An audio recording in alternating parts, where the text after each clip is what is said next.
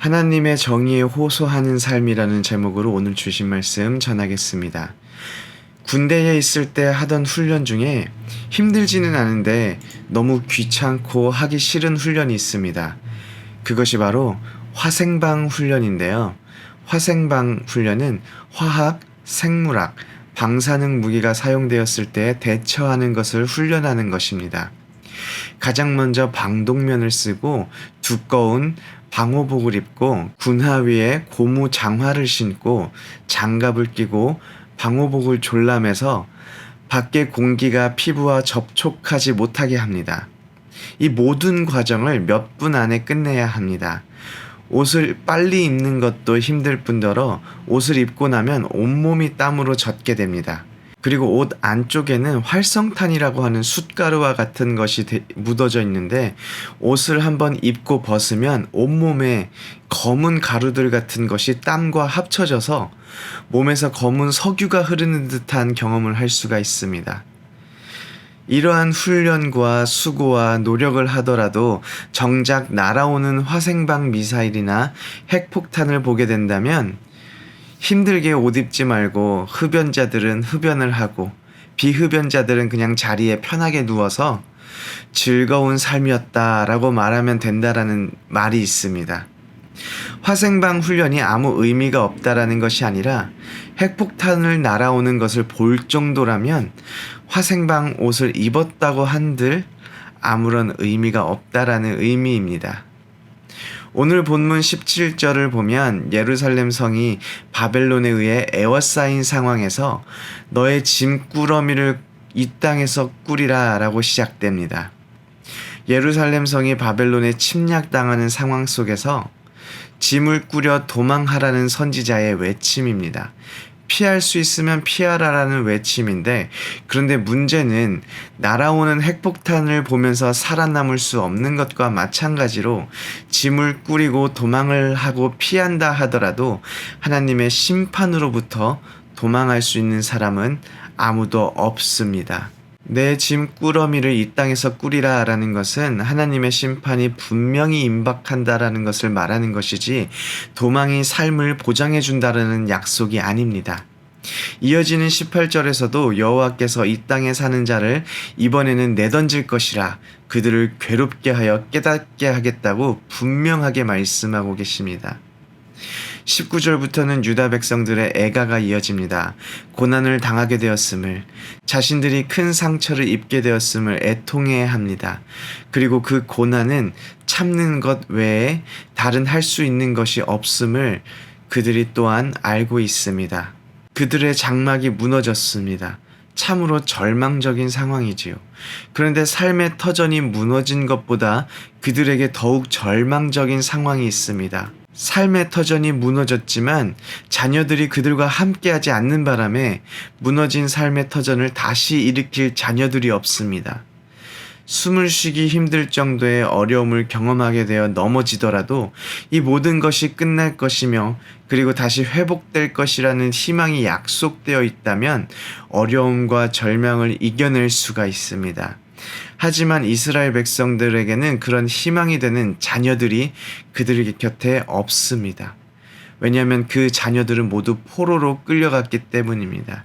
유다 백성들이 경험하고 있는 이 모든 아픔들의 이유를 예레미야 선지자가 21절에 다시 이야기합니다. 그 이유는 목자들은 어리석어 여호와를 찾지 아니하므로 형통하지 못하며 그 모든 양떼는 흩어졌도다. 성경에서 목자들은 주로 왕이나 지도자들을 뜻하는 표현입니다. 그들이 여호와를 찾지 않고 여호와를 찾지 않으니 의지하지도 않고 경외하지도 않아서 모든 양떼들이 흩어졌다라고 말하고 있습니다. 비단 이것이 정말 왕들과 지도자들에게만 국한된 일이었을까요? 마을의 지도자들, 그리고 한 가정의 리더, 이 모두 여호와 하나님을 찾지 않았습니다. 그리고 23절부터는 예레미야의 독백이 이어집니다. 23절을 보면 여호와여 내가 알거니와 사람의 길이 자신에게 있지 아니하니 걸음을 지도함이 걷는 자에게 있지 아니하니이다 라고 고백합니다. 이것은 잠언 16장 9절과 20장 14절에 기록된 말씀과 같은데요. 사람이 자신의 걸음을 계획하고 살아가는 것 같지만 결국 그 걸음을 인도하시는 분은 하나님입니다. 사람의 걸음은 여호와로 말미암게 됩니다. 그런데 우리의 길을 하나님께서 걷게 하시고 우리의 삶을 하나님께서 계획하신다면 왜 유다 백성들은 이런 고난과 고통과 심판을 경험하게 되는 걸까요? 하나님께서 그들의 걸음을 심판으로 인도하시는 것입니까? 하나님께서 계획한 유다 백성들의 삶은 심판입니까? 이렇게 질문할 수 있습니다. 유다 백성들이 경험하게 되는 심판은 그들의 걸음을 옮기시는 선한 하나님으로부터 그들이 떠났기 때문입니다. 그들의 삶을 인도하시고 그들의 삶을 계획하시는 하나님의 선한 뜻을 그들이 거부하였기 때문에 이러한 경험을 하게 되는 것입니다. 이 심판에 예레미야의 독백이 이어집니다. 24절인데요. 여호와여 나를 징계하옵시되 너그러이 하시고 진노로 하지 마옵소서. 주께서 내가 없어지게 하실까 두려워하나이다. 다들 학창시절에 혹은 어렸을 적에 잘못을 해서 선생님이나 어머님께 혼나야 했던 기억이 있으십니까? 회초리를 들고 있는 선생님이나 어머니께 무엇이라고 울먹이면서 말씀하셨나요? 아마 대부분 다 한 번만 봐주세요. 한 번만 용서해 주세요. 이렇게 말씀하셨을 것입니다. 회초리 앞에서 다른 할 말이 없죠. 이번만 용서해 달라는 말 외에는 할 말이 없습니다. 그런데 오늘 예레미야는 회초리를 들고 서 있는 하나님께 조금 다른 말을 드립니다. 이번에는 용서해 달라는 하나님의 자비하심에 호소하지 않습니다. 그 대신 하나님의 정의로움에 예레미야는 호소하고 있습니다. 징계를 받아야 할 유다가 징계를 받겠지만 하나님의 진노가 아닌 하나님의 정의로움으로 징계하여 달라는 호소입니다. 또 예레미야는 24절에 여호와여 나를 징계하옵시되 라고 유다가 아닌 나라는 말을 사용합니다. 예레미야는 하나님을 위해 수고하고 애쓰고 하나님의 뜻을 전하기 위해 충성되이 하나님을 드러낸 사람입니다. 그런 예레미야가 왜 징계를 받아야 하나요? 그런 예레미야가 징계를 받는다면 우리는 예레미야의 반도 못 따라가는데 도대체 어떻게 해야 하나요? 라는 의문이 듭니다. 그런데 사실 여기서 예레미야가 나라는 말은 예레미야 자신을 스스로 유다 민족과 동일시하고 있는 표현입니다. 유다의 아픔이 자신의 아픔이고 유다의 멸망이 곧 자신의 멸망이라는 유다를 향한 애틋한 선지자의 표현입니다. 사실 하나님은 예레미야에게 7장 16절에 그런즉 너는 이 백성을 위하여 기도하지 말라. 그들을 위하여 부르짖어 구하지 말라. 내게 간구하지 말라. 내가 내게서 듣지 아니하리라 라고 유다 백성들을 위해 기도하기를 그치라고 명령합니다. 하지만 그럼에도 선지자는 유다 민족을 포기할 수 없고 유다 민족을 외면할 수가 없어서 여전히 유다 민족에게 하나님의 구원하심이 임하기를 소망하고 있습니다. 저는 24절을 보면 한 인물이 떠오릅니다. 이 사람도 예루살렘을 바라보며 울었습니다. 곧 임하게 될 마지막 때를 바라보지 못하고 회개할지를 모르는 예루살렘을 바라보며 눈물을 흘렸습니다.